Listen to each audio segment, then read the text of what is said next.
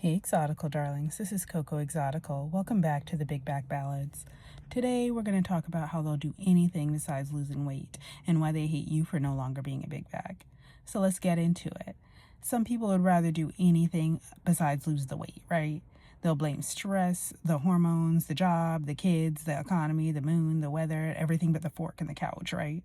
And then when they see you putting in the work to drop the weight, or they see that you've already put in the work to drop the weight and you're glowing up, all of a sudden now you're the enemy.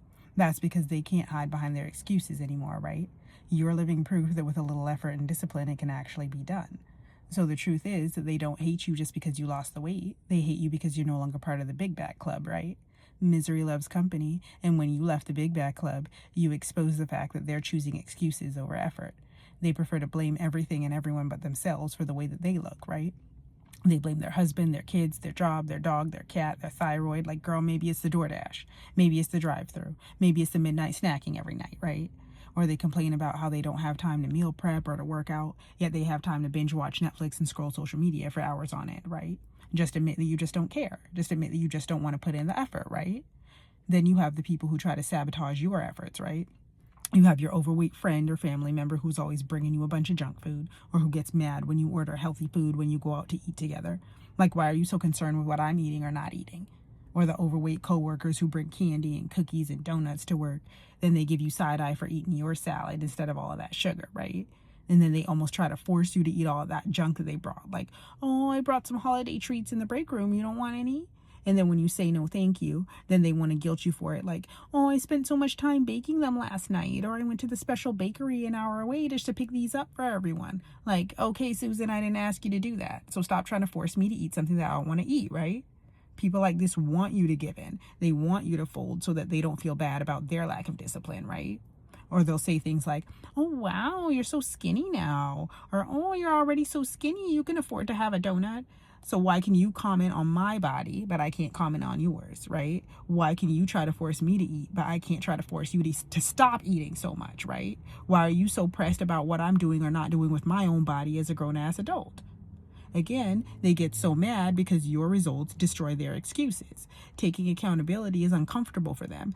And they know that if you can do it, then they can do it too. But that means being honest with themselves and facing their bad habits and their bad choices. It makes them jealous as well. They see you looking good, glowing, feeling confident, getting compliments, looking younger, and maintaining your discipline, and it tears them up inside. They liked it when you were bigger because you were just like them, right? You didn't outshine them. And now that you're no longer a big bag, they're jealous and insecure about it. When you're meal prepping your veggies and your protein and you're eating your salads, they want to be like, oh, I can never eat all of that, eating all that rabbit food and things. Okay, then don't eat it. But stop trying to guilt me for choosing better for myself.